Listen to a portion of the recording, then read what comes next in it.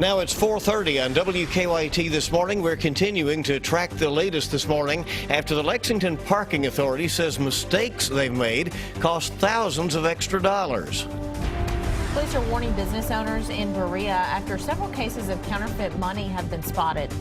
And police say a teenager's bizarre claim caused a scare at a Powell County apartment complex, but it was all a hoax.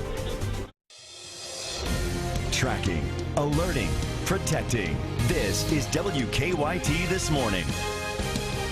Good morning and welcome in to WKYT This Morning. Good to have you with us on Wednesday. I'm Bill Bryant. And I'm Rebecca Smith. We have had 4 straight days with highs in the 50s. It's been very nice, and today we could actually see a cool down. Yeah, we've enjoyed that sunshine as well. Some flurries, though, are now moving into the bluegrass, potentially tomorrow at least. For the latest track on weather, let's go to First Alert meteorologist Micah Harris. Yeah, and the look outside is a pretty good one. I mean, we have cloudy skies because we have a weak little system making its way through.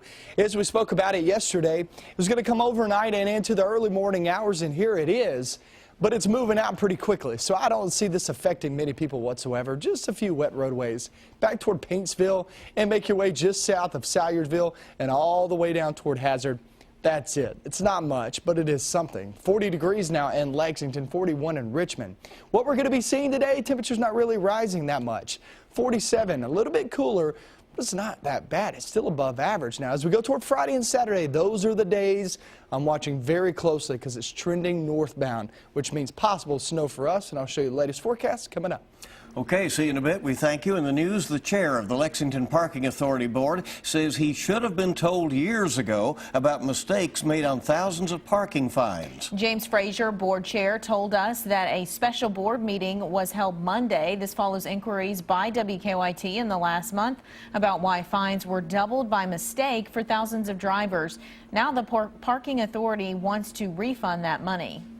From the summer of 2008 through the spring of 2012, fines for expired parking meters in Lexington were automatically doubled after 10 business days, even though the city ordinance requires that violators have 30 business days to pay the $15 fine.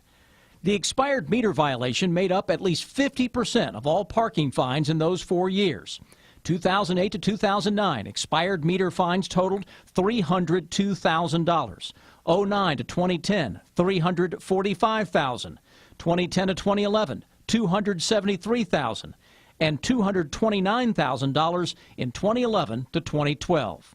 Gary Means, executive director of the Lexington Parking Authority, tells me he believes 6,300 tickets were incorrectly doubled in those 4 years and $95,000 mistakenly collected. Means calls it a clerical mistake and says he discovered it in April of 2012.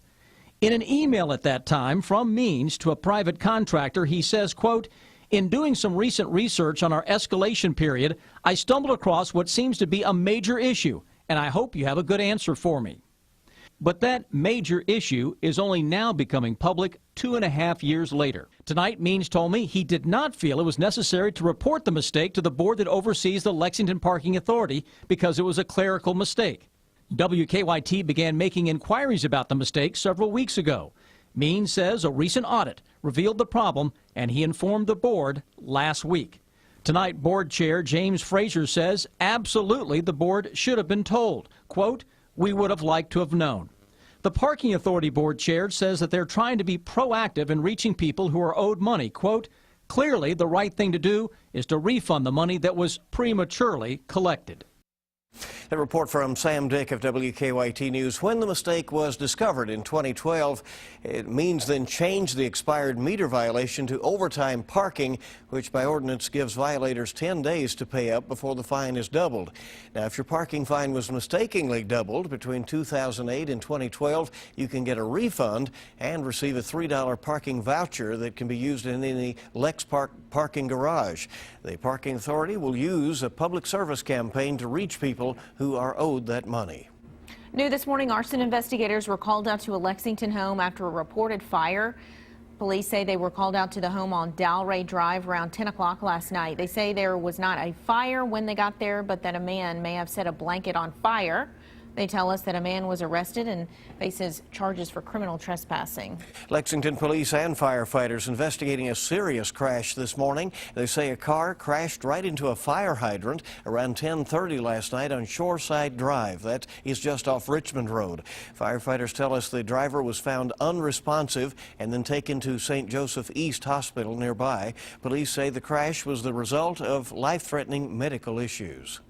We have an alert this morning for businesses in Berea. Police say someone is using fake money to buy food and merchandise.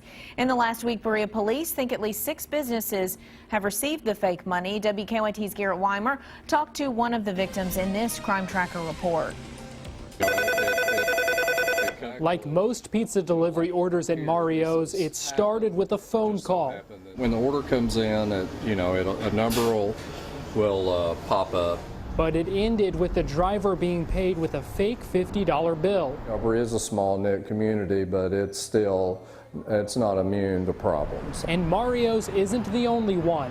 Police say they're looking into whether the fake money is part of a larger ring or just isolated incidents. They say several factors make the cases unusual. We're seeing a larger number within a small amount of time, and the denominations of the bills are different. When you may see a couple of 20s in a short amount of time, we're seeing 10s, 50s, 100s, and that's something that you don't see very often. According to police, the fake money was used recently at as many as 6 businesses. That includes the Speedway just off exit 76 and the Shell station right across the street, both just a few hundred feet down the road from Mario's. Now police are warning other businesses like Mario's here in Berea to look out for the counterfeit money. It's a warning that Upton echoes, knowing what it's like to be a victim himself. I mean, that's sort of a catch-22. Yeah, you get frustrated, but what can you do? And trying to avoid becoming one again. In Berea, Garrett Weimer, WKYT.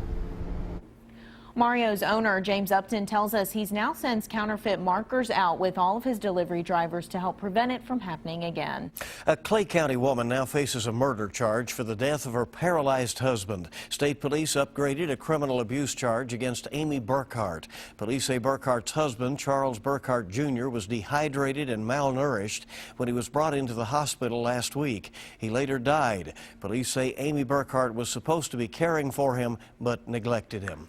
Well, it was a gruesome report. Police say a teenager claimed that she gave birth to a stillborn baby and then put it in a Powell County dumpster. The claim sparked an emergency response, but as WKYT's Jordan Valines tells us, police now say the teenager was just lying. As the sun began to set on 4th Avenue, the murmur of concerned neighbors. Everybody was just panicking. Everybody was just, they didn't know what to do. And questions about what happened at Clay City Apartments. Who do you trust? Who do you know? Continued to rise. They didn't know who to talk to. They didn't know who to believe. Clay City police say the commotion was caused by a 17-year-old girl living at the complex who allegedly texted her friend a picture of a deceased fetus, claiming that she'd given birth to it and then threw the fetus in the dumpster. When police arrived, the 17-year-old stuck to her story. When I came outside and I seen cops, ambulances, and everything popped up, and seen the guys digging through dumpsters. But after hours of searching, police didn't find anything suspicious in the dumpster. Once they began to investigate further, they discovered that the teenager, We found out it turned out to be a hoax. had been lying about the entire incident all along. Wasted taxpayers' money, and what's going to happen to the person that caused all this? That question we have an answer to. The teen is now facing a charge of falsely reporting an incident frustrating for both neighbors and law enforcement alike. In Clay City, Jordan Valines, WKYT.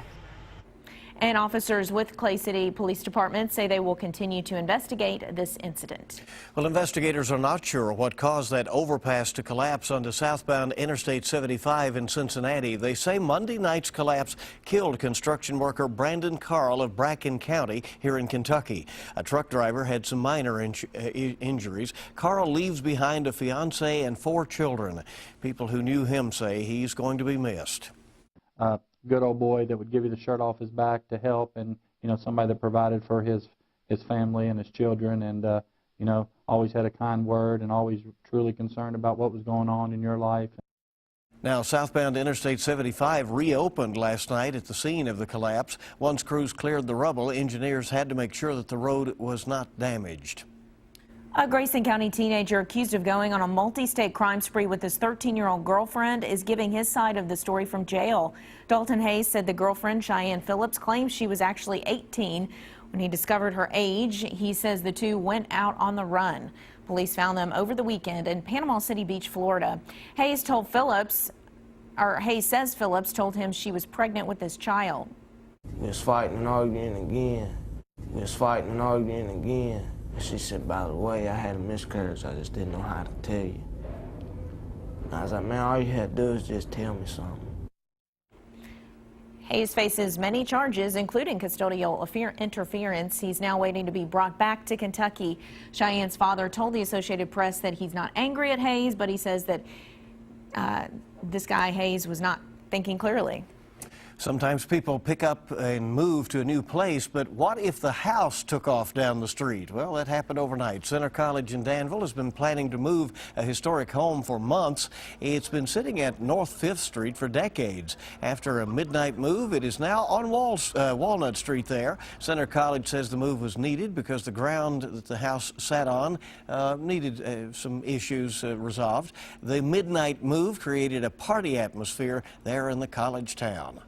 It's festive. I heard several people call it, it's the best thing since the vice presidential debate, next best thing. It took more than an hour to move the house, a little more than a mile through the city of Danville.